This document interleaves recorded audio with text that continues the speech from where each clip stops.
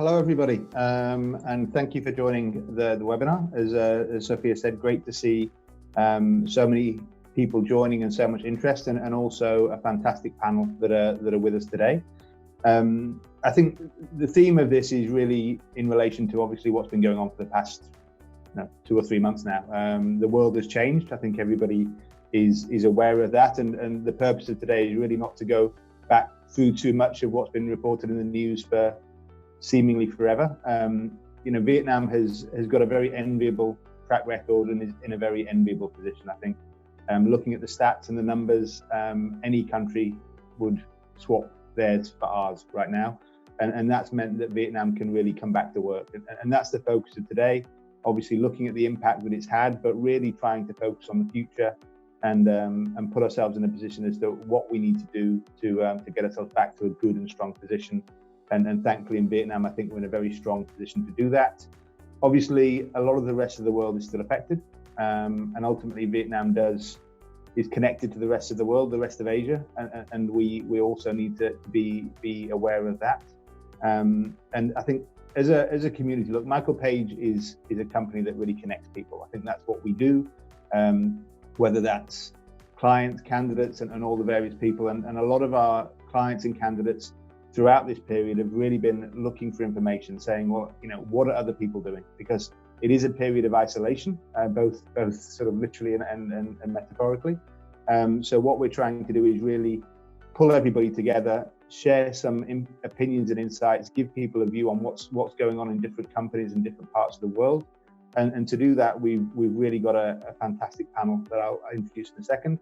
Quick intro on myself. So I'm the country head of Michael Page Vietnam. I joined Michael Page in 2005 in the UK and have worked in 4 countries for Michael Page, which is the UK, obviously, Singapore, Malaysia, and now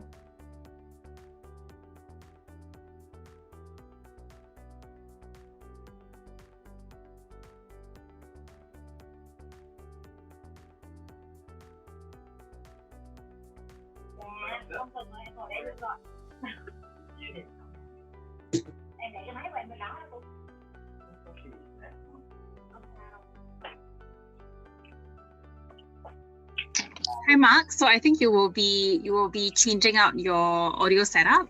Yeah, can you hear me now? Yes, go ahead. Apologies for that. So firstly, Ms. Tran. Ms. Tran is currently the Global Head of HR for Unilever International. And she's also the Head of HR for Marketing for Southeast Asia. She is normally based in Singapore, but due to the current situation, she's actually here with us in Ho Chi Minh.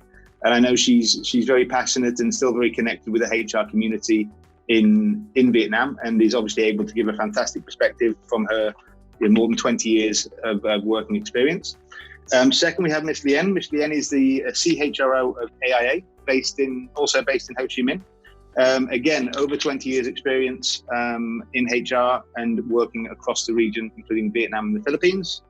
And finally, Miss Alexis. Miss Alexis is the CHRO of One Mount Group. Her career has spanned a number of years with BAT before she moved to Techcombank in 2015, where she was the CHRO and underled what is now a very well-known business transformation across all aspects of the business before going into One Mount Group and taking up the latest challenge. So I think you'll agree, a fantastic panel. And I'm going to be posing the questions to those guys.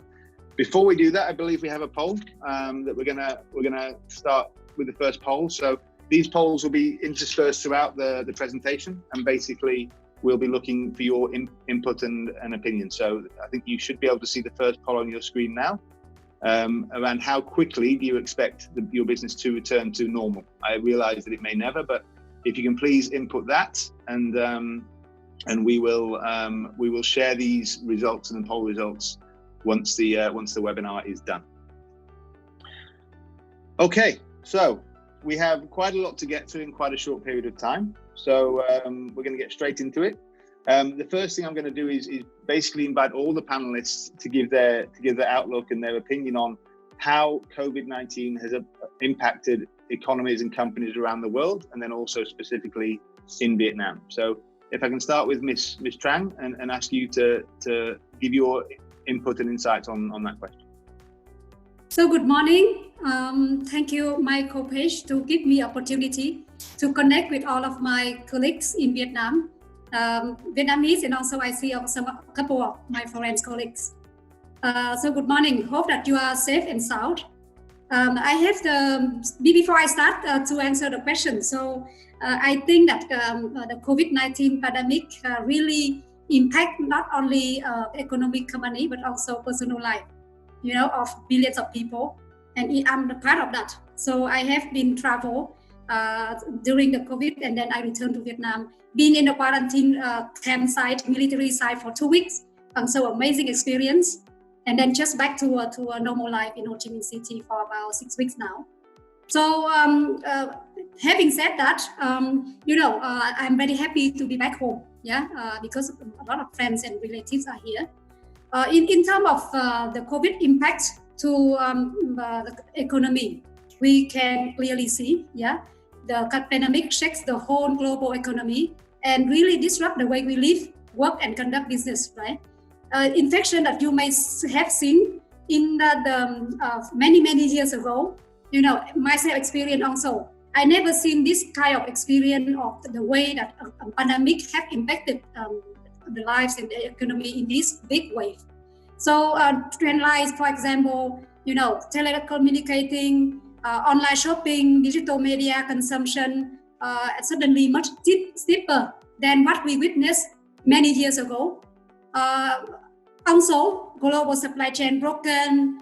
Also, B2B customer, maybe shut down, out of home, restaurant closed down, millions of consumer out of work. So from the perspective of the economy, definitely there would be big shift and change, and also I must say negative kind of impact to the economy. In Vietnam, as far as I know, if the situation going positively, the minimum impact that we have can be at least 2% minus of GDP growth for this year. And according to the statistic, 15 industry will be heavily impacted, especially tourism, manufacturing, export, logistics, warehouse, transportation, and even education. So there would be a lot of impacts to the economy around the world. And also even in the positive situation like Vietnam, we also expect some kind of really negative impact to the business and also economic growth. For the company, in my point of view, and my own company as well, business performance is forecasted to be extremely heavily impacted. From demand to supply to the turnover to the profit. Job security is also, in a very big danger. Employees' moods also, negatively impacted. That also the shift of way of working from face-to-face to be very virtual. SMEs, will be impacted heavily. Our home services, B2B, travel business, premium businesses are heavily suffering. So despite that, you may see some company may have the positive impacts, for example, telecom, high-tech, e-com, food deliveries. Many other businesses are suffering. And in terms of the workforce, many employees lost their job, and especially low-income workforce.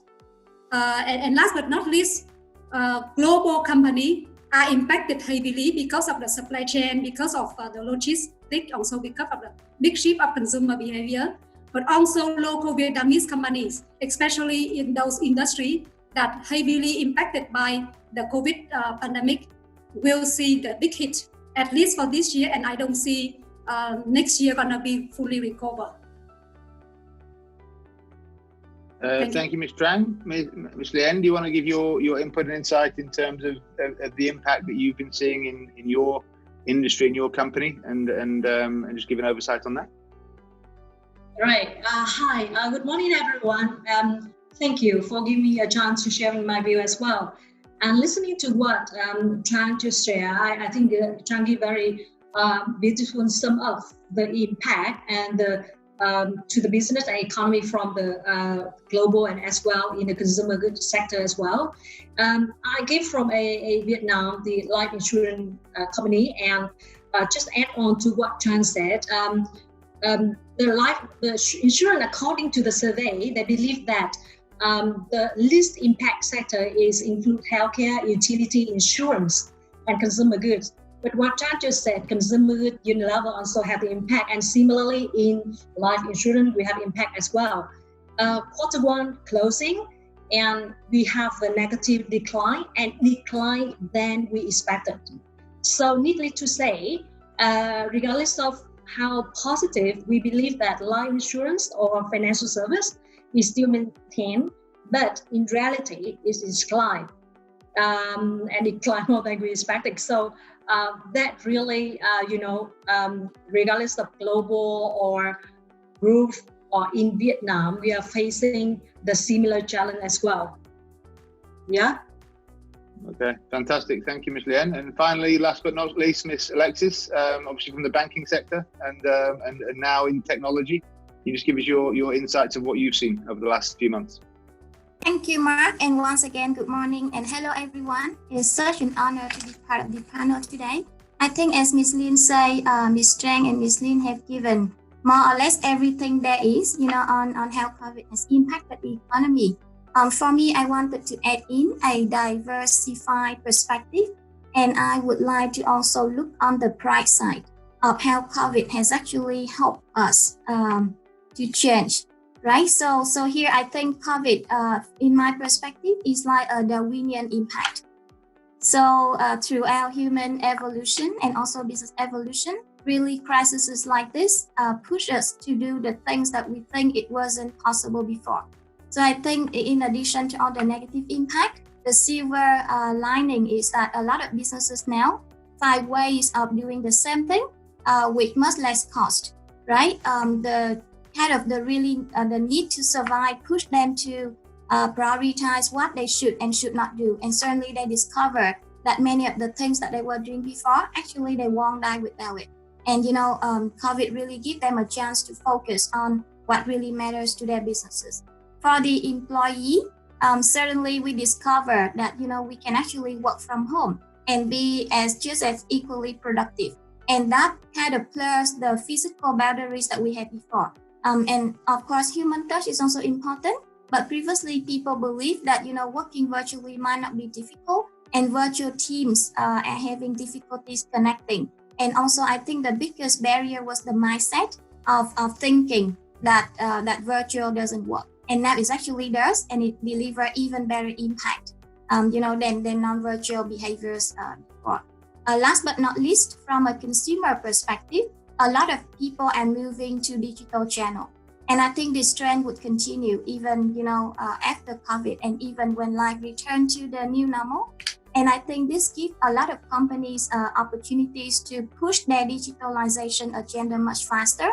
A couple of weeks ago, there was a popular joke on the social media that who were driving digital transformation in their company. Is it the CEO? Is it the CTO? Or is it COVID?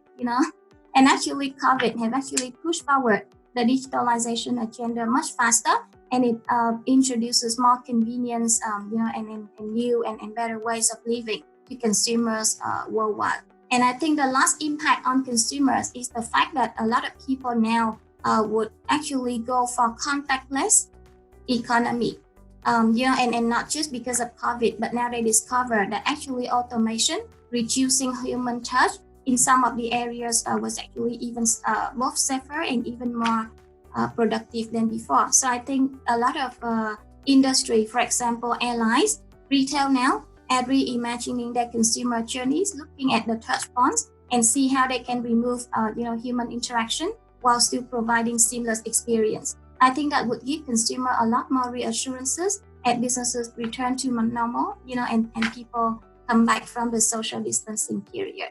So all in all, I think, yes, there definitely is impact, but if we manage the negative impact and leverage the positive implication of COVID, I think COVID actually helped reposition businesses and the workforce alike for new possibilities that were not even possible before COVID. And maybe being just me, Mark and Lien and Tran, I just wanted to add in one last thing. that even though COVID had really negative impact on health, and the death tolls, actually, if you look at the impact on the environment, ironically speaking, COVID has been having positive impact. The fact that people stay home, greatly reduces the pollution. And I was reading somewhere else that one of the animals that were about to become extinct because of people industrializing land and stuff like that, now due to the extended social distancing and the reduced pollution, that kind of animal have a chance to survive again. And global warming, and greenhouse effects, all were seeing positive impact just because we were reducing our negative footprints on the environment. And that is also quite eye-opening for us because we can see that if we change our behaviors, how positive that can impact not just the economy, but also the earth, the world that we're living in. And we would never have this chance to, be forced to experiment this and see that it's actually work without COVID. So for me, it is a bleak picture right now, but if we do it right and we make the right choices, we're actually very well positioned for a better new normal post-COVID. Okay, fantastic. And I think, as Alexis said, it is important we look on the bright side and look in the positive mood. I think on that, you can see the poll results hopefully on your screen now. And that's a very interesting view. I think if you shared this poll in many countries around Asia and around the world, that would not be there. And I think it's a bit of an indication in terms of where Vietnam is at and the good work that Vietnam has done. And it's a positive message to latch onto, following on from what Alexis has just mentioned. So I think really thank you for the participation. We'll have a few more of these polls and share the results yet, but that's a very interesting and insightful result. Now, as we get back to normal and as we move into what is this new normal, I think that's the phrase in the media right now. As Alexis said, this is an opportunity. This is something that we can really use as a change agent to speed up and accelerate change within the organizations. But the next question is really around what will be those major changes. What is going to change forever? What when we go back, we'll never go back to how it was before. And I think that's a key thing that the HR community has to understand and react to be able to be flexible and be agile and all these other great words that are coming out of this situation. And as a first point, I'd like to pass that question on to Ms. Lien to get her views and insights. Well, right. So as a result of COVID, the workplace will never be the same. That is the reality. So even the workplace certainly seem isolate and at the physical location in which we are now work as a merge in the place in which we eat, we sleep, we learn, we exercise, and we play. So the COVID-19 crisis had created the ultimate learning platform, right? Unexpected overnight opportunity to see the impact of the swift and meaningful change. So within the organization, I think the virus is driving significant change in how their employees operate with each other, as well as with client, customer, etc. So for me, it's like the 5 key things that I would see the change as the result is the fully digital transformation. That is the first one. And that is to support the truly virtual workplace. And at what Alexis just shared, I think that is so resonate to the reason company have to quickly figure out how to serve their customer and clients remotely. And there are no going back. I mean, in the context of Vietnam, we have quite positive here, but from the mindsets have been changed. And I can see the medicine in telemedicine in hospital and remote learning in public school, and they encourage all the behavior change.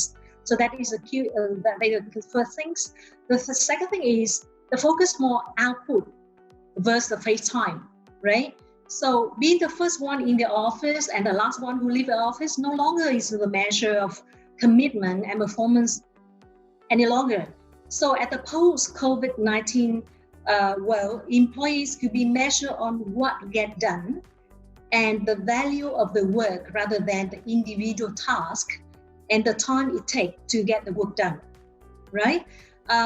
So I guess the role of leaders must be provide the outcome expectations so that their people can deliver on goals successfully and motivating employees to perform and how the company must level set expectation of what drive organizational priorities and goals.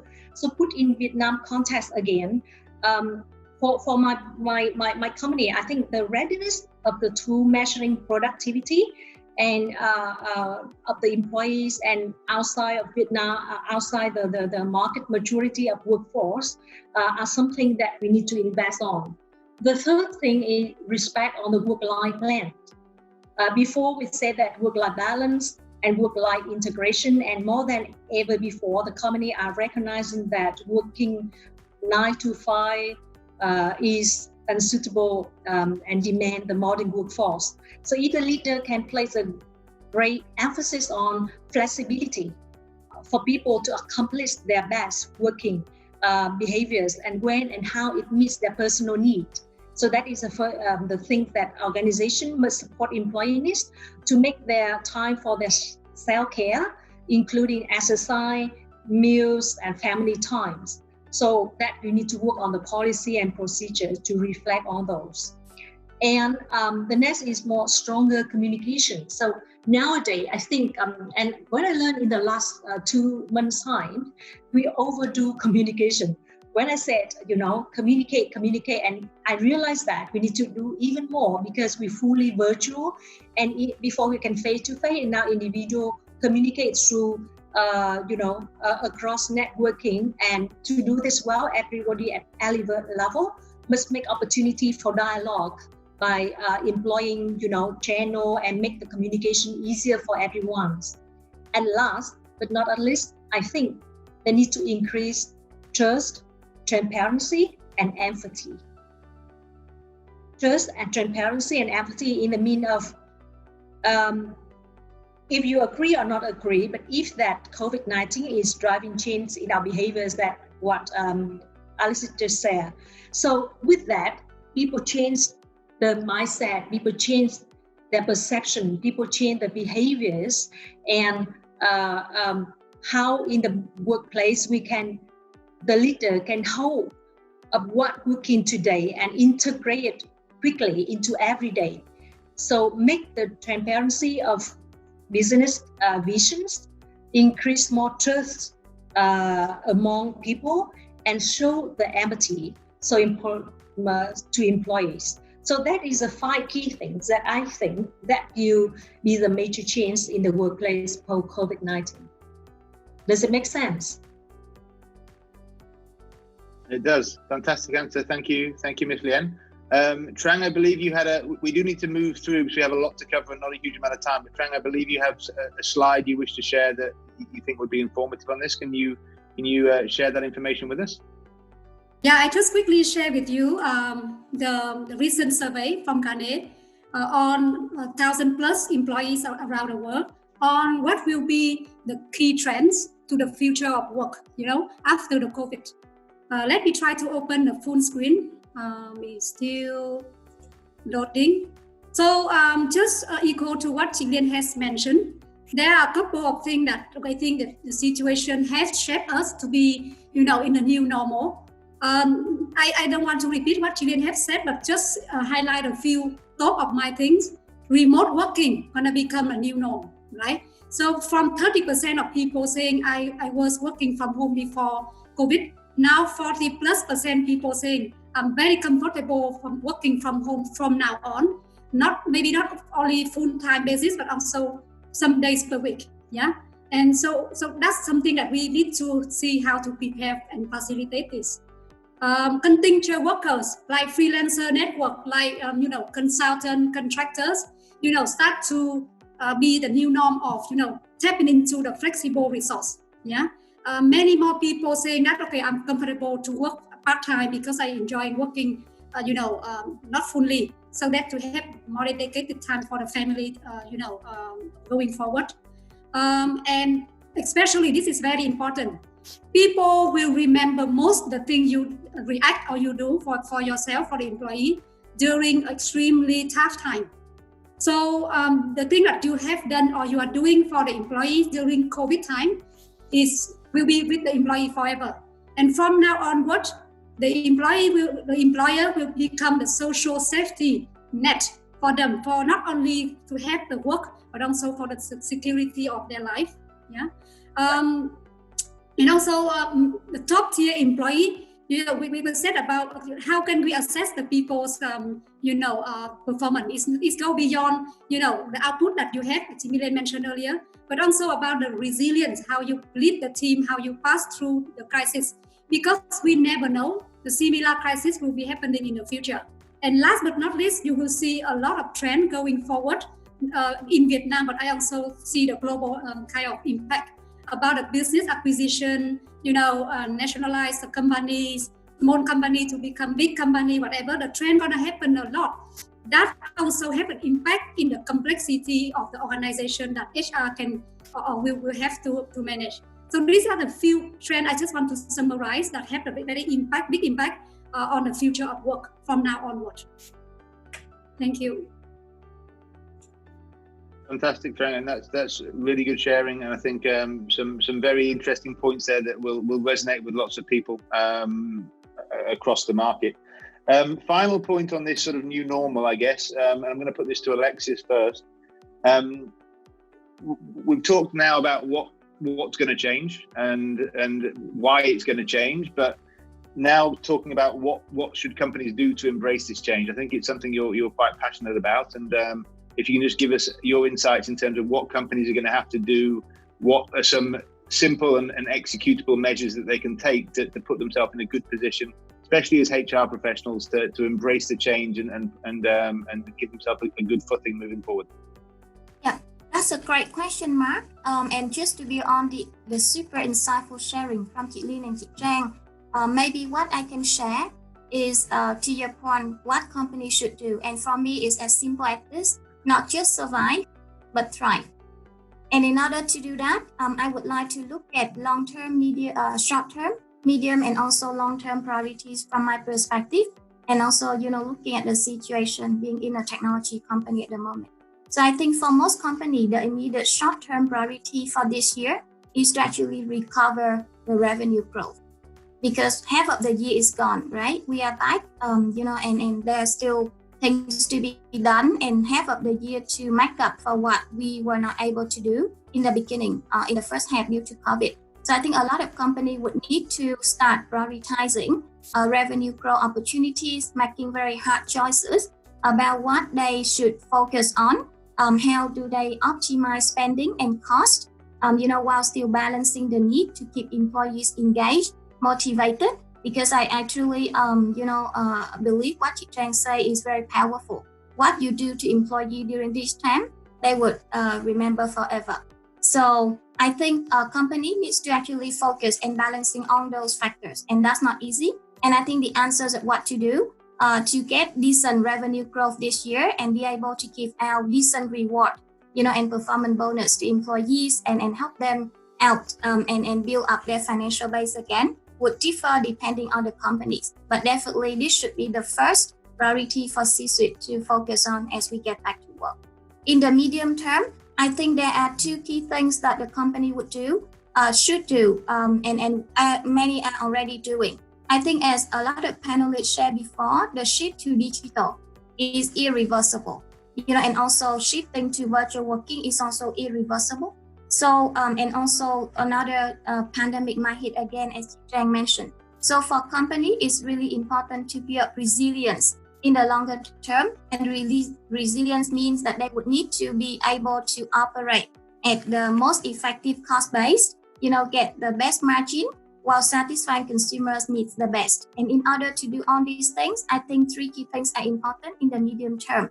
One is actually to scale up, or if you don't have it yet, need to start building data and analytics capabilities very soon.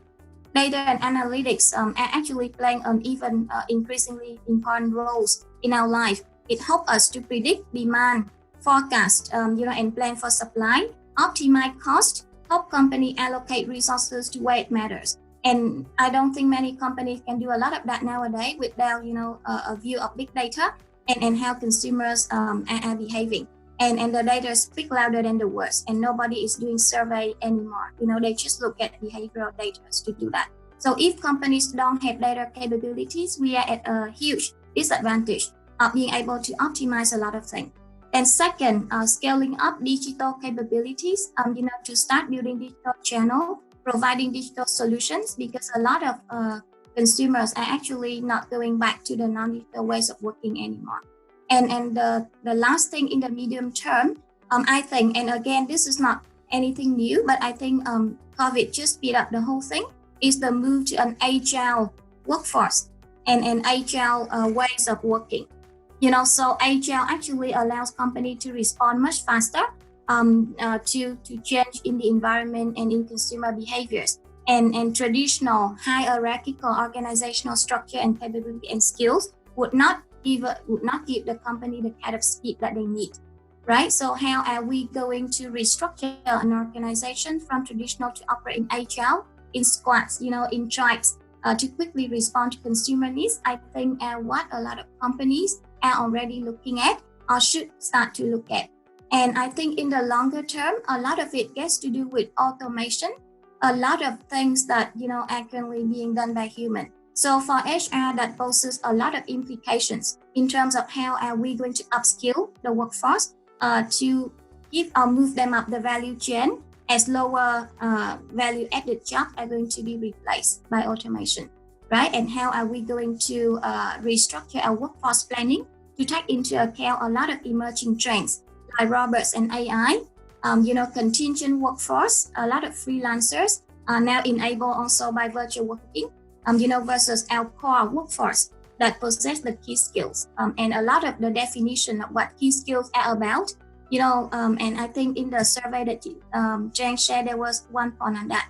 I think a lot of the future key skill would be about, again, data analytics, AI, machine learning, and also digital and technology capabilities. So I know a lot of companies are still focusing on the short-term needs to grow, but really is, in my view, it's time that we need to start thinking about how we can reimagine our business and consumer journeys all together, and what are the implications this means for us to focus and prioritize the skill that we would build or acquire for the workforce, so we can ensure that our companies stay and become increasingly more resilient in the new normal.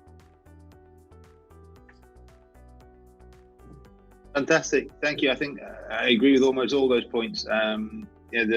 If you look at countries outside of Vietnam, in Europe, the gig economy, flexible working has been more advanced, and I think in places in Europe, for michaelpage, for example, our temp business is bigger than our perm business in some markets, because it's become that big of a sector, and I think that is something that this has really shown to be what the future is.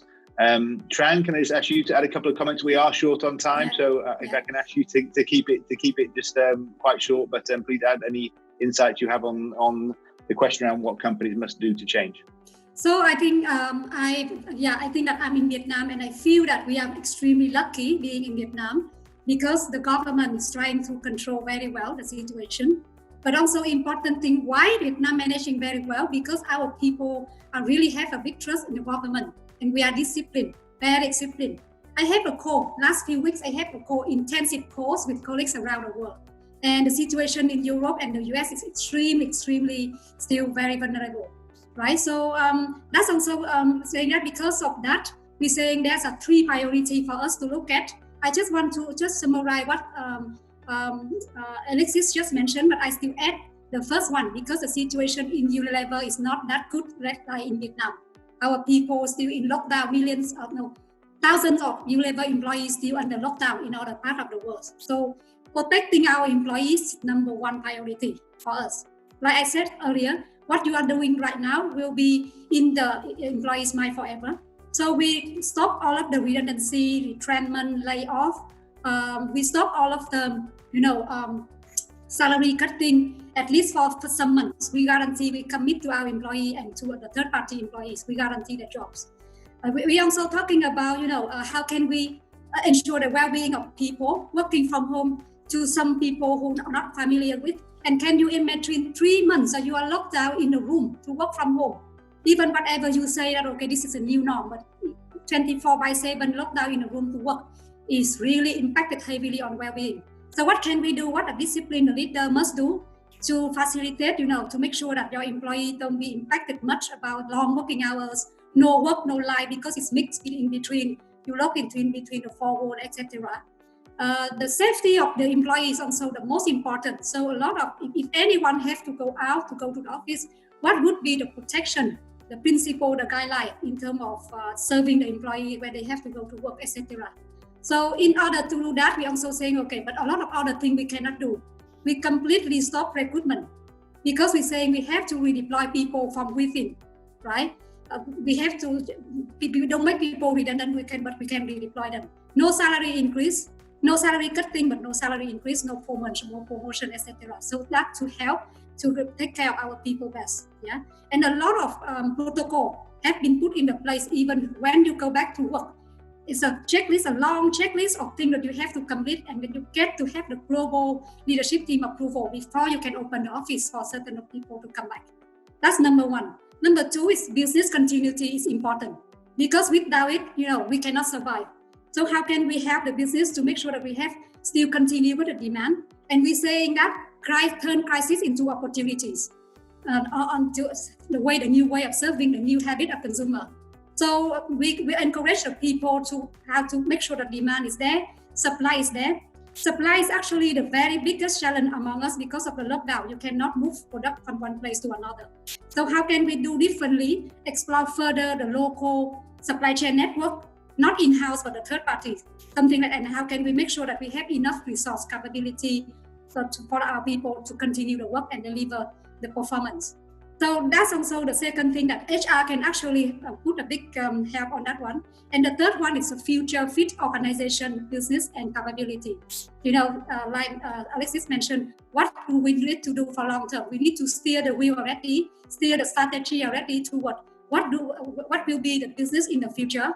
Who are we going to serve and how we are going to serve the new kind of consumer habit, and also the new way of working, new way of using technology, and also the new way of the reskill and upskilling of our people for the future. So I just want to summarize about 3 things that likely a company should do, and also HR play a big part contributing to those kind of agenda. Yeah, thanks. Fantastic, thank you, Tran. And that leads us nicely into our next topic: is what can HR leaders do to basically support and groom the talent in their companies, and also what should the top priorities for HR be.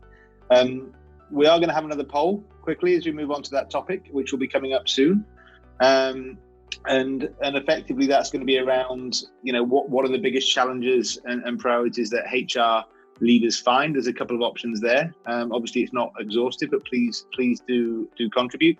I would also ask that if you do have any questions, please take advantage of the Q&A box. We will be having some time at the end to get through those questions, which is why I'm trying to move people along quite quickly. But sort of following on from what Ms. Tran said, Alexis, in terms of this new normal, if you had to pick a couple of KPIs, a couple of things that HR people should really prioritize in this time, what would that be? Okay, thank you, Mark. And maybe I would again share for a different perspective because I'm currently in a technology company, so it might be a bit different, from a different industry. So really, we are lucky that we are not in one mouth group. We are not impacted by COVID as much as some of the other industries, and actually COVID was, speeding up the kind of new normal that would really be very conducive for digital and technology company. So in that context, what we have prioritized to do now, and to your point, the 3 key HR priorities that I see. Number 1 is to maintain employee engagement and productivity. So I was a bit fortunate that a lot of the employees in my company is already quite used to using technology and digital collaboration tools because they're all digital native. So we don't have a lot of work that we need to do on that. But I think to keep transform really upskilling them up in terms of how to keep up virtual working without being disengaged, and also continue to introduce a reward initiative that would drive further productivity and, giving them a chance to actually perform better, by leveraging on the opportunity. I think it is one key part. Communication and transparency on the company strategy and direction, where we are going, how we can actually help the world, better, improving life of employee and consumers around the world with our digital solutions and technology and data-enabled product and services are important. We need to keep that going. And I think COVID provides a very fitting context for people to find even stronger purpose in what they're doing. Because, they're not just here to develop an application, they're not just here to grow a website, but they're here to make people's life better. And COVID has actually given some proof of how digital can transform life. So focusing on doing these things, keeping up the transparency, communication, engagement with them, using both intrinsic motivation and also building extrinsic motivation through the right reward scheme, I think it is one key priority. The second key priority is to continue to help the company incubate skills to keep transform that would be needed for the future, right? So continue to find talent and digital and data talent. And it's not easy in Vietnam, because Vietnam is a little bit slower than the world in terms of having a very strong pipeline of this kind of talent in the market. So how can we find Vietnamese speaking data and digital talent to prepare for the futures, in addition to upskilling our current workforce? I think continue to be one of our key focus. And last but not least, a big key change management piece on HR transformation. So once again, here we are lucky because we've already adopted a lot of the HR ways of working. We run in product tribe and squads, and we run MVP, minimum viable products. We were able to change fast and come up with distinctive product features in a very short cycle of time. However, it's still a long way to go in terms of building up the ability to operate in an HR environment, and most importantly, fitting what Vietnamese talent in the local market can offer, with this new way of working. So there is still a lot of gap. We can recruit, but only that much. So there's still a lot of training in between, and culture change and mindset change as well. That last time you used to sit in one fixed place doing one fixed job. Now you're moving around squads and tribes, and working on different product features very quickly. So how are you going to adapt to that? And in response to that, the whole concept of performance management and also reward has also changed. We are not rewarding people, on KPI by 12 months. That's too long. The KPIs are now being set in product sprints, and also consumer feedback is immediate. And also, how can you build reward to reward people now that their performance are really measured in teams? So, for example, in One Mile Group, the way we're doing performance management is that if you are part of a tribe and squad, if the tribe do well, everyone gets the same mark.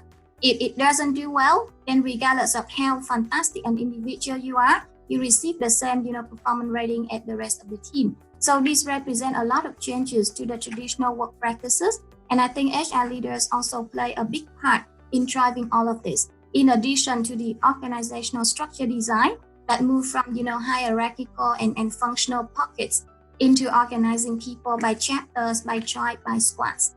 I'm not sure if a lot of the things that I'm speaking here are familiar with a lot of the audiences, because a lot of the things that we're trying to do here in One Mile, it is pretty technology and digital oriented. But personally, I strongly believe that sooner or later, a lot of the businesses in Vietnam, regardless of what industry you are, would still be moving in the same direction, because this is the only way for us to survive, not just survive, but to thrive in the new normal. Yeah, so that's from me.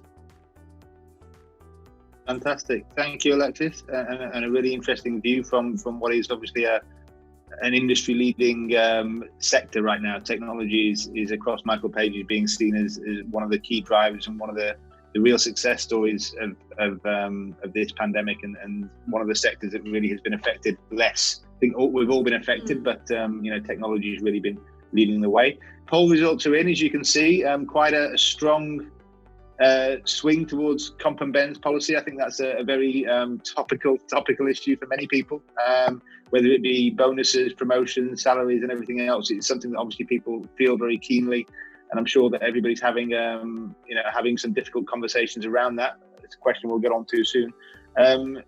Tran, I believe you had a slide. We do need to move very quickly. You had a slide you wanted to share on the sort of top priorities for HR leaders, just quickly? No, I just want to show one slide about what do we need to prepare in the short term to return to office, rather than longer term. I think Alexis already covered, right? For short term, I think this is a dual level approach. I just want to share with you quickly, but we have to have the global position. Number one, when you return to work, what would be the position you want to land? You want to go before other people? You want to put people back to work before other people go back to work, or you want to take a kind of more cautious step to bring people back to work? I mentioned here for 3 groups of people. Number one is back to office, right? Like the company that Alexis, most of people have an office. Second group of people who are even more vulnerable are the workers working in the factory, right? What do you have to think and to prepare for the people to be back to work? Number 3 is the sales force who have to go out to the trade and meet with the customer, visit the trade, etc. So this is a 3 group of people, and we need to apply 4 lenses. The health from who lens, companies lens, government, what do they allow us to do to bring the people back into the normal life, and also the employee, how ready they are to go back to office, to the trade, or to the factory. Yeah. And then also for principle, when we design the return to office or return to work, normal work policy, number 1, people safety should be top priority. Yeah. Number 2, the purpose and culture of the company will lead the way to decide. Number 3, we need to show the care during the return to the work process. What will be the safety process? What will be the protocol to take care of employee? And hear from them what do they concern when they get back to work. And last but not least, to continue with the business continuity and think about the longer term. What will be the new way of working, the workplace in the future look like, and decide the program. So I just want to share with you, this is a very short term on what I think are the unilever things you need to see and plan to bring people back to work. For the longer term, Alexis already covered, and I also shared earlier about future fit organization, business, and capability. But this is for the short term. What should we prepare? Because I know that how you bring back to people to the work, also something that they remember, right? And secondly, we never know if the situation gonna come back again. So for example, Unilever, when you have the approval to go back to the workplace, then you have to have 21 days, because they want to make sure that, for example, you are in the red zone, you become the yellow zone, and you become green zone of risks, right? Then it can go back, any day. We don't know. If some cases happening again, if we go back to yellow and red again. So what would be the preparation? Because it can come back, right? So that's a few very quickly sharing about what do I think is very important to see when you prepare people to bring back to work, to the normal work. Yeah, that's it. Fantastic. Thank you, Tran. Moving on. The next question is, we've talked quite a bit about employees and what they expect and what they're going to remember and how we should treat them and what they're going through. But I just want to get Lien's perspective. She's been sort of quiet for a while, so I want to get her back in the conversation and sort of talking around what will employees expect from their employers? What's the key things that employers need to give their employees to give them a sense of security, a sense of belonging, and HR's part to play in that. So over to you, Lien. Right, thank you, Mark. Listening to Alexis and Tran, I thinking that the company and quite ready for address the short term, mid term, and long term, and also the trend of change on the labor force as well, and the skill set we need to repair. But how does it impact, like your question, Mark? How does it the way of working affect employees, and how the employees can expect expect from their employers? So let me address this a little bit different. Yeah, a little difference from my perception. My business has been back since last week of April. I could see how excited the majority of my colleagues I'll be back to the office, they dress up, they hang out, and I feel like they are living the normal life. Those loss of normalcy is here. The loss of normalcy is here. So the challenging part is, as a human being, we don't like the uncertainty and unpredictability. We don't like it. We don't like uncertainty and unpredictability, what the future should be. So put in the context of Vietnam, regardless of how positive we have gone through the outbreak, we are facing the challenge of uncertainty and unpredictability too. So on the flip side, we highly adaptable. We as a human being, we are very highly adaptable. So Darwin wrote when he was building his theory of evolution, if you remember theory of evolution from Darwin, that natural selection favors the sense of flexibility. So it's not always the strongest species that survives. It's sometimes the most adaptable. So I think one of the ways we can cope with uncertainty is when you can't imagine the future, you can actually rewind and think more about the past. The resilience we had went through in the past 3 or 4 months, you can recognize hardship that you have faced before, and you can learn something from the lesson of your own resilience, and then try to figure out what did I do effectively before that might work for me today and for the future. So that is, I think, how employees can prepare themselves to adapt with the new way of working in the workplace. So how they can expect from employers. So the second part of your question is, I think this is a time that employer needs to review the business strategy. Then you can share, Alexis and Chan share the business strategy have been how they can prepare to cope with the changes. Though, my perspective, they need to take employee in the heart of consideration, whereas the flexibility and compassion need to be demonstrated. So on the other hand, I think about the term of Maslow theory, Maslow hierarchy of needs, right? Where the basic needs relate to survival must be met before individual can attend to their social and psychological needs, which in turn must be met before addressing needs relating to esteem and self-actualization. Yeah, theory, Maslow theory. So with the onset of the pandemic, some people who were at the higher level of Maslow hierarchy and suddenly and unexpectedly find themselves at the bottom of the need of hierarchy. They're not certain if their basic or psychological needs relate to safety and survival could be met. Therefore, in sum up, I would say that employee can expect from employers you provide the safety, and like Chichan just shared for every one short string, from the safety, the operational adjustment, sanitization, hygiene improvement, and update the wellness initiative. The second one is the business viability. So back to what I shared, like transparency, the visions, and then listen to the employee input, and work-life concern. So flexible work arrangement, mental health support. So I guess that the three things can balance the employer focus on driving both business onwards and in parallel caring employee utmost, I would say employee utmost interest in the new normalcy. Yeah. Okay, fantastic. Melissa, I know you've got to shoot off in a couple of minutes, so we have got some questions in the box. So before you have to go, I just want to give one question to you. I know now is normally the time I would be passing out the flowers and the gifts, but obviously that's quite difficult in the current environment. But I'm going to pose one question from the Q&A box, so you can quickly answer before you have to shoot off, and then we'll carry on. One of the questions that came through is on virtual L&D. So obviously a lot of new technology, new tools for learning and development. Are there any platforms or partners that you found that have been very effective in terms of providing learning and development? In the last 3 months in AIA, we have really shifted our mindset and put people on the learning, self-learning, and then make our programs on the learning e-learning platform. So nowadays we maximize the LinkedIn platform.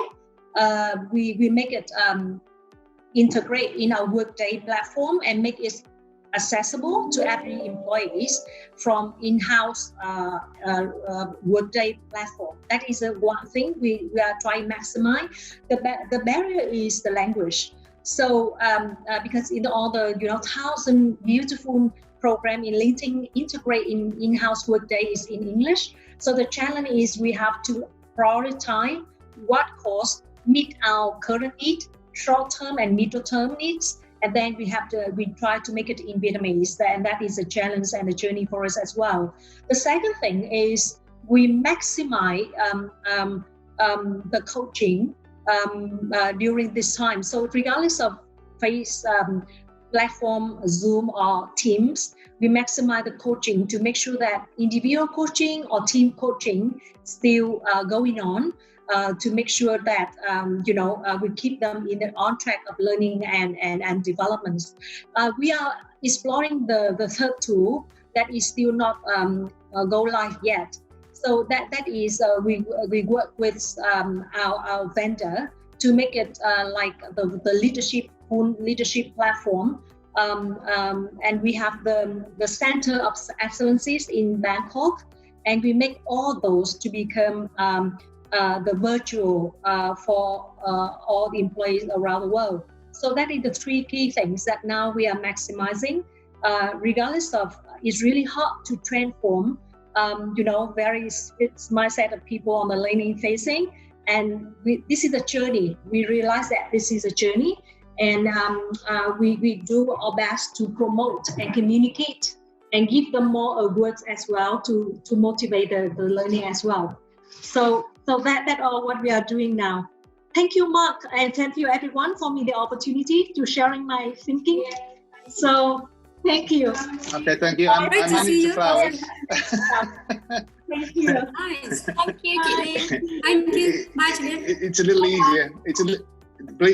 Please forgive me, Miss Tran, Miss Alexis. I'm not going to be able to do that for you. The proximity made that easier for me. The human touch, in many cases, as to so. Nice, amazing that you can have the flower delivered. Yeah. There'll be some delivered. I can't do it quite as effectively. A little bit further away. Okay. Great. So thank you, Miss Lien. Thank you so much, and we'll move on to the next question on the schedule.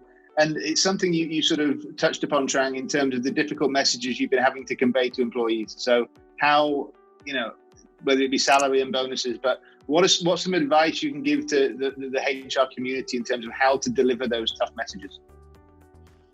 Before I talk about the tough messages on salary cut, bonus cut, or even redundancy, let's get back and see about how do we position ourselves. Right, so what will be the first thing we do, and what will be the last thing we do, right? For example, should not we come to the layoff immediately? We should take some step back and saying, okay, this time we need to protect a few things. We can have a savings here and there, but maybe we probably don't touch those areas for this time. So that's the planning process that you must have before the final decision. Number two, I think the only advice I have that to make the conversation easier later is that put upfront on the communication to the employees very frequently so that they can have the empathy and the update on how the business is doing. We have to make people redundant because the business impact. That's what I believe. If your business is doing well, you no point to do those actions. So if your business is impacted heavily by the COVID, by the crisis, and you have to really save the money by cutting a few things here and there, put it upfront every week, every time from the leadership team. Communicate to the own employees about how the company is currently doing, what is the difficulty we are facing, what is the idea, innovation you have to contribute to us so that we can turn around the situation, etc. Create the excitement first. And also gradually share the negative messages if you really have to face it. That's number one. That will make your communication, if you have to lead to the other action, better. So in the case of salary bonus cut, I think it's a general outcome of the business decline, right? And I also suggest that as an action, we don't do it massively. So see the area that you can possibly do it in better. For example, in an organization, the cut and the bonus will be impacted most to the senior leader, because with the cut and with the kind of even the pull-out, even the bonus reduction, not heavily impacted to them that much, versus a very low level of workers, when mostly the income is the thing that they can live for life, right? And also the bonus is also a big part of their income as well. Last thing, when you have to communicate, I think I hope, if you have to do, you can do face-to-face, you have to do face-to-face, otherwise virtually can be, but you have to set up very, very well, So I hope that all of the preparation have been done before. When you come to the tough conversation, it should not be a big shock to everyone, to the one that who is impacted, right? Now I talk about the tough-based conversation, when a person will have to be made redundant or laid off. Start with something really about kindness and compassion, right? And nothing to do with their performance. It's really about the situation that we are facing and they are aware of, And also imply that if they are not, because of the performance issue, how much you are willing to rehire them when the situation is getting better, right? And also listen to them to express their willingness to return, and also listen to their story if they receive this news. And last but not least, offer a lot of things that you can to them. For example, a little bit, give them some time, don't inform them, and then next day they have to exit, give them some time. Secondly, thinking about a long-term retirement fund or a social insurance fund, what else can they get besides the redundancy package? And now also the outplacement. How can we prepare and help them to reskill, to find a new job? So that's a few things that you can prepare and land in the conversation if you have to. Last but not least, I come again with the part about communication widely.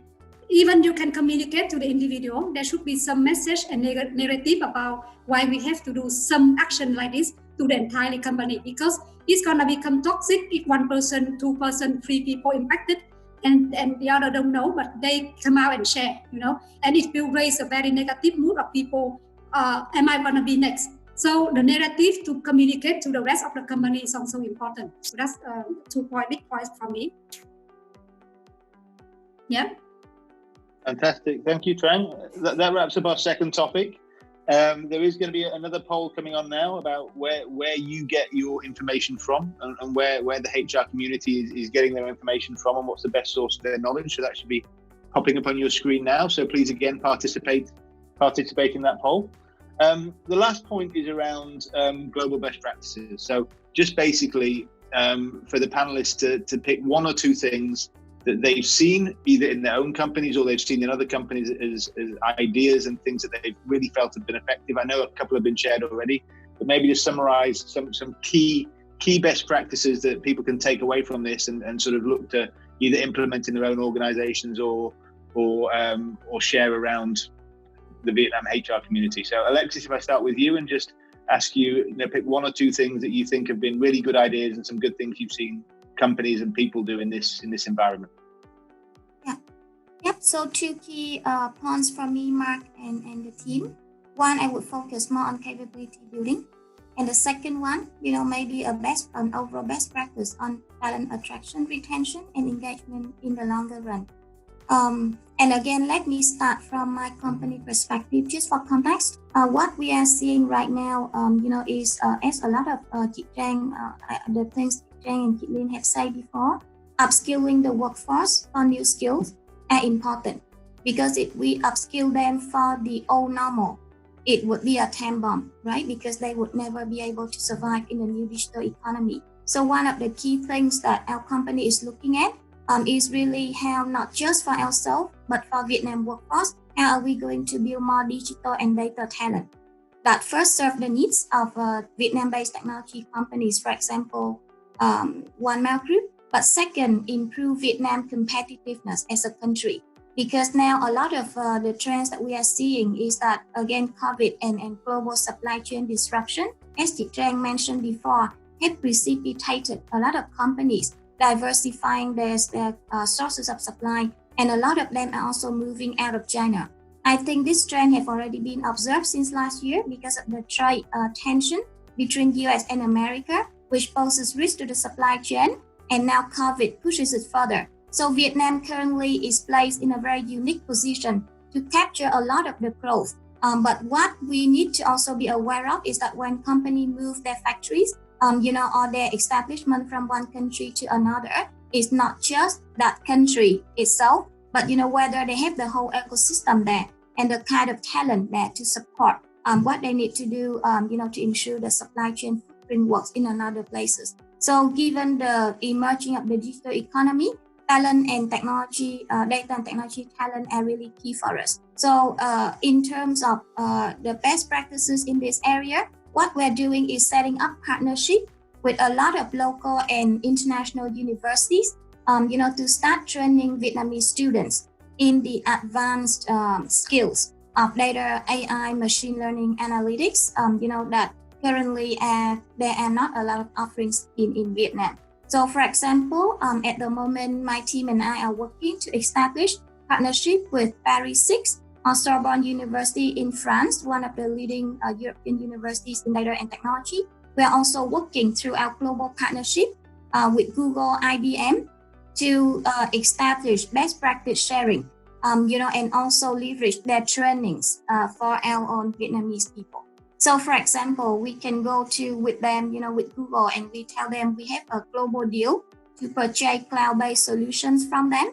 But in exchange, they need to develop our people and also share best practices and training courses with us as well. So we are going to do the same, with the like of IBM and, potentially other technology companies moving forward as well. And we are lucky to have Lien University, in our ecosystem. So we can also, through Lien University, leverage a lot of the university and institutional networks to start training the next wave of Vietnamese workforce in this kind of new skill. First and foremost, to support 1MG talent need, but later on, for the whole market as well. So I think that's one key thing. The second thing, very quickly, is the approach that we are taking to talent attraction, retention, and engagement. So in One Mouth Group, because we're already moving to the agile ways of working, and we are leveraging a lot on consumer segmentation, consumer journeys, consumer needs and pain points, and digital solutions to actually address those. And from there, we build, agile tribe and squads to actually quickly deliver products with distinctive features to address consumer needs as quickly as possible and quickly respond to changes. On the HR side, I am now together with my team taking the same approach to build employee value proposition.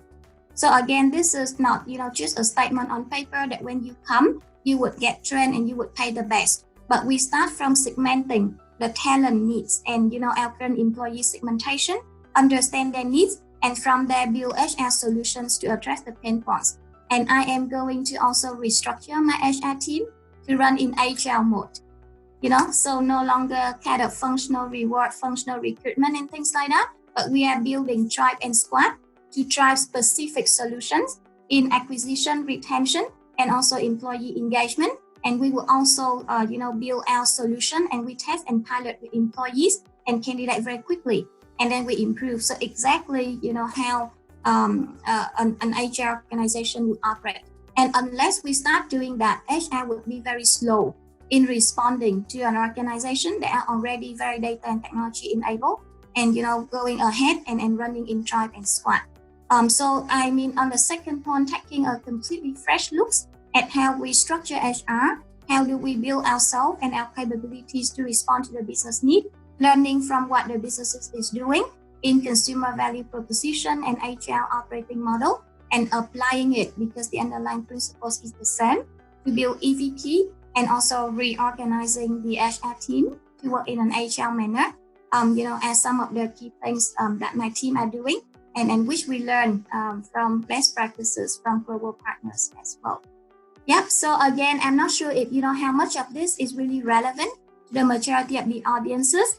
Maybe a lot of it doesn't make sense to where you are right now, but I do believe that over the course of years of, if not even months, you would see already some of these new practices emerging around the world, and it would come to Vietnam very soon. So, okay, yeah. Fantastic. I look into the future. So same question to Ms. Tran. In terms of insights, obviously coming from a different sector, far more established, some would say more traditional in many ways. But what are some of the best practices that you've seen and have sort of implemented within your company, and any other ideas you've seen from partners around the region? Yeah, so I take the landscape of the global organization and also the role I'm taking right now. So the three things I shared with you earlier on the business focus and also HR focus. Number one, to protect our people through a lot of employee assistance program, well-being, job security, and also the way of working, improve the productivity while working from home, etc. That still continue to do, and we have a lot of agenda around it, that one, and also will be customized country by country depending on the situation, but that's also something that really important, and you have to jot down each particular activity by activity, because I believe that even in Vietnam, if you return to office already, it's not like before, right? So what will be the exactly guideline to help the people to stay safe, right? Number two is ensuring business continuity, and I will spend more time to talk about this one because the last part is future proofing or future fit organization, business, and way of working and capability. I will talk quickly, but Alexis already mentioned quite a few interesting points around that. To ensure the business continuity, even post COVID-19, everything has changed. It will not be back to absolutely normal. Why? Because consumers' behavior have changed, and also still many people have jobless still, so their income level have been heavily impacted. The way they shop now, and also the pocket money that they are trying to spend, the way they are prioritized for their basket will be completely different, right? So to ensure the business continuity is different from just to go back and do the same job. So the two group of people that we think that really important for us to continue the business during the crisis, or even after the crisis, are our manufacturing people, because they will ensure the supply of our products in an FMCG environment to be enough, adequate to the demand. Secondly is the few salespeople.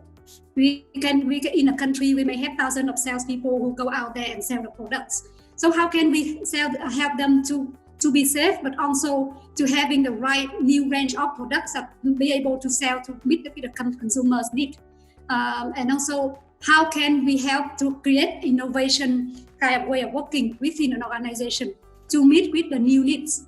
So that's the two group of people that really we need to do to have big effort to take care of them, and also to motivate them during this tough time and even post-COVID. Some activity that we have been doing, for example, from the very first week of COVID, have hit even China. We already sit down and saying, okay, we need to think about different strategy, different product portfolio. In the FMCG and home care, personal care product environment like us, we're saying that our home food products gonna be very big in the issue, because people will not go out to eat. But we have opportunity to sell all the products like hygiene product, like hand sanitizer, like masks, even masks. We never had masks before, but because of this crisis, it's a new opportunity for us to produce millions of masks around the world and export around the world as well. So we also have the scheme to really motivate people to work in Scrum team, and also have a big and instant recognition for those new ideas, and also who can ever translate the idea into execution, because the situation was very tough to even execute those ideas. So the very big and really attractive recognition rewards have been landed just in a few days. So hundreds of people have been recognized because they came up with some crazy but very good idea, and also some of them really unlocked a lot of supply issue. So we learned like a person can get easily $1,000 for their just a good idea that can be implemented, for example. So that's one thing that we actually implemented. But I think in the future, this can be also continue to be considered, because you may need new ideas to cope with the change, the way of working, the way the business operating is totally different. So that's one example that I want to share with you. Besides of the honor protection tools and things and guidelines for the two most important people who are in very big kind of challenges. Another one I just want to share with you about the upskill and reskill that I shared earlier, and Alexis mentioned a lot. It's not only upskilling but also reskilling, because some skill that they have may be soon out of date. So in Unilever we have the degree platform. This is a global platform, and you can learn everywhere, anytime via your mobile phone. But I know very well that the acceptance adoption in Vietnam is a little bit low because of the habit of e-learning, but also because of the language. So during this tough time, we have to select the top 5-10 skills that is really relevant for now, and also another 3-4 skills that will be relevant for the future. Just focus on those skills and make it, extremely good through the degree platform and also the external expert network that we have, right? And also the internal expert network that we have. But focus on those short-term, immediately, and medium-term skill only, and find different exciting way to manage and to share to the employees.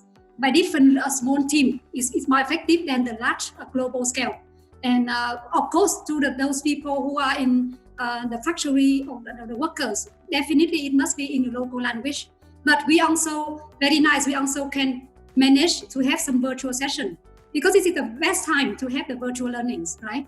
So degree, but external network. And also we have a lot of free experts who used to work in the past, willing to provide some support during this time. So leverage your existing or previous external experts who have been experienced or also who are expert in those new skills to share.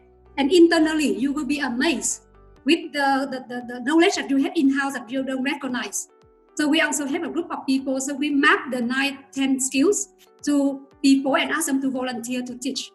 Yeah, so the learning is quite important, and it also help to improve or to enhance the people's insecurity. Because when they said, okay, the company really care for you to upskill to be more relevant for the future, then it's also help a lot in terms of improve or increase employees' motivation and mood. Yeah, so that's basically a few things. And last is about the flex resource.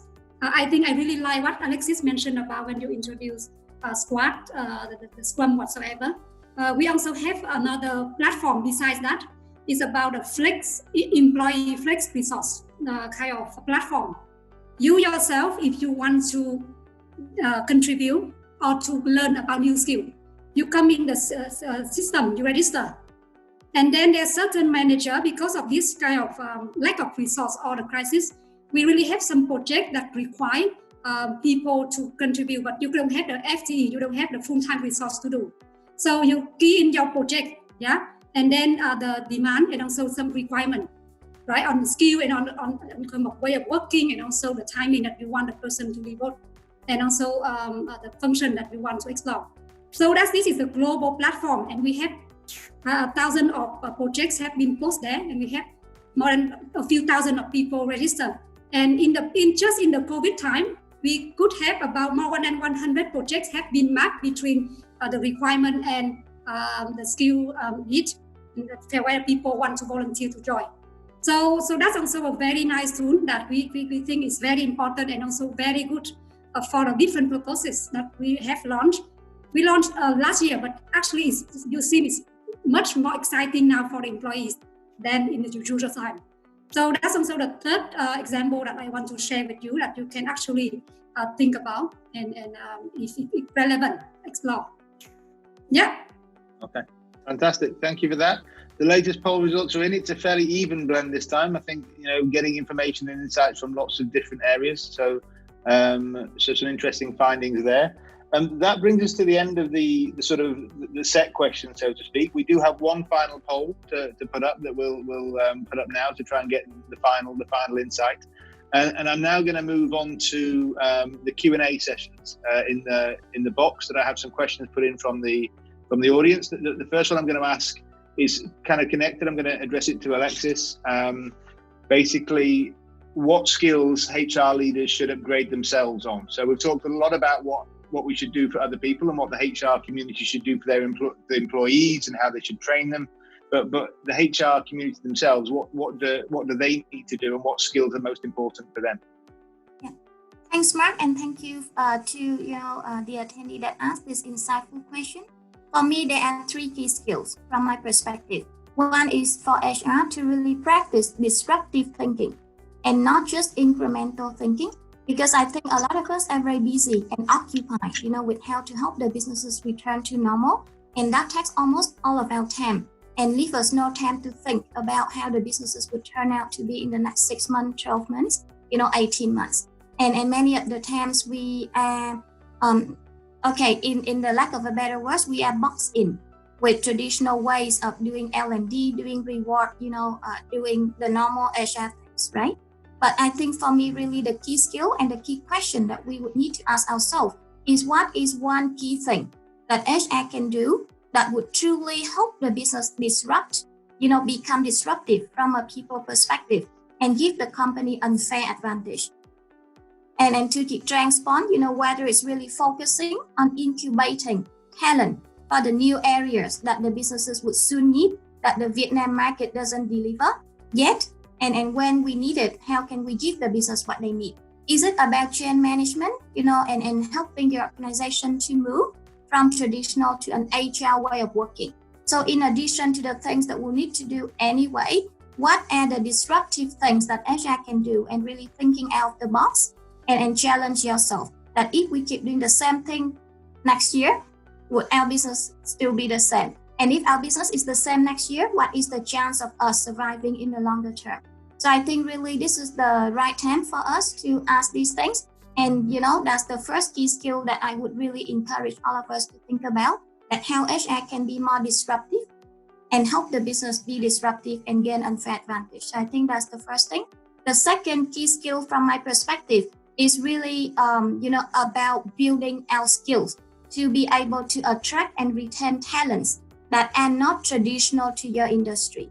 So for example, manufacturing company, do you need, again, data talent?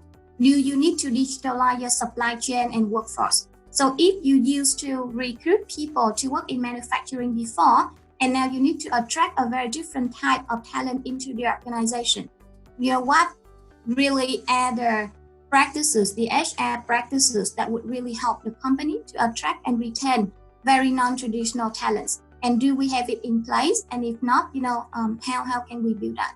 And I think last but not least, I think one of the attendees were asking the phrase that I'm using, and I'm sorry if I didn't pronounce it clearly, but what I mean is the Agile, Agile. Because a lot of the companies and businesses are already moving, and if not, would soon be moving to Agile ways of working. So if HR doesn't understand very well yet what Agile is about, what is the impact on people to keep transform, motivation, what are the skills that they need? How do we change, the surrounding HR ecosystems from attraction, development to reward to enable people to work and thrive in an HR environment? That really, in my perspective, it is the right time, to start getting up to speed, and see how HR can actually not just support the business to drive that, but also build, HR capabilities to be agile ourselves, because the business and consumer would continue to be moving very fast. So in short, in my view, I think disruptive thinking, knowing how to attract and retain non-traditional talent, and building agile ways of working and supporting the business to change manage from current stage to an agile setup, for me, are really key. Okay, fantastic. Thank you, Alexis. The final poll results are in. I think, again, a bit of a mix. Most people looking that it's going to stay the same, I think, which is, again, in the context of the rest of the world, is an incredibly positive result. In most countries, that would definitely be a big slant on B. So interesting. We have time for one more question, I think. So apologies, we have run over time, and I know the panelists and everybody else have to go. So I'll put this one to Miss Tran quickly. So I'm just trying to get onto the question here. So in terms of HR, so how can how can HR balance, and this is a question from V, how can HR balance between company interest and employee interest? I think that's a big role HR play, and just your final insight on that, Ms. Tran. Yeah, so thanks for the question. This is not only for this COVID, it's always the question, right? I think that you should start with the mindset of who is the company. The company is a combination of people, right? And employees. Even the CEO is actually an employee, correct? Then, but having said that, the HR having even more challenging role, a big role to play to balance the company interest and employee interest. And then it should always start with your company corporate value and purpose, right? Whether or not you put the benefit of the employee, on the top of the agenda, right? That's the overall kind of thinking. But for us, I think first thing first, if you say HR alone, why we are important? Because we are the only one, likely the function that may have access to the employee the most and understand the employee the most. Why at the same time, nowadays, HR have to equip yourself with the business acumen. You understand what's the company trying for. And the most important thing is that you are the one who required to have the people agenda that deliver the business agenda rather than vice versa, right? You are not asked to do the business agenda that meet our employees' needs, but the other way around. So especially in this tough time, you have to engage with the leadership team saying that the company can continue, but cannot continue without the employee engagement. So, for example, myself, I asked the CEO, I have to connect with each small team around the world. And I have about 9 to 10 calls every day, at least 2 calls to connect with people, just to ask how they are and to ask what the challenge they face, what is the thinking they say that not normal in this situation, and how do they think it will change to their life, to their work, to their skill after the COVID-19, and then collect a lot of things to sharpen our communication and also business agenda as well. Because we're saying that, what are people excited for, we can actually shift the company plan to what can motivate and create the new innovations. Yeah, I think that most important thing, you must earn the credit to have the voice on the table. Yeah, then you can balance between the company interest and company's interest. But come with a lot of facts about why you think meeting employee kind of interest or engage well with the employee can help better the company to deliver the strategy. A lot of surveys, a lot of conversation you may have one-on-one, and also a lot of kind of sharing from the leader, from the employee side of it is very important for you to help. So normally, what myself personally, we have to understand the business so well, as not 100% as a business leader, but maybe 70% or 80% as a business person, right? And then you design the employee agenda accordingly to how can we enable those business agenda to be delivered through people, right? With those kind of things, with the credit you earn on the table, then it's quite balanced between what will be the thing that employee can help you unlock the company's strategy. Yeah, but most importantly, I think that the most important thing is about your value and your position and your culture around how important your employees are. That's the most important thing. You have to land that on the table first. Otherwise, if the company doesn't care about that, it's so hard for you to balance. And all the time, you have to follow the company's direction. Yeah. Completely agree. And if I can just take 1 second to add on, I really like what Tran say. Everything is correct. And you did mention upon Tran that we need to be data-based too, right? So, we now need to come with hard facts and then to your point, the value and culture. So this, goes back to the point that we need data and analytics people in the company. We need to make friends with them, and also we need data and analytics in HR to be able to have a balanced and well-back conversation with the business to protect the interest of both the business and our people, because data really talks, right? So I think, it just connects so nicely to what you say as well. Thanks, you too. Yeah, thanks.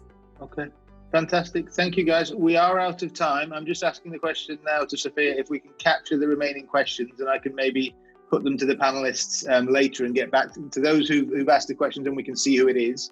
I will follow up on those and put the questions to the panel and try and get a response to you. We have run out of time for this webinar, but thank you so much to the panel for attending and giving us some really good insights. I think there was some great discussion in there, some interesting perspectives from different industries, and some really interesting ideas and things that people can hopefully take away.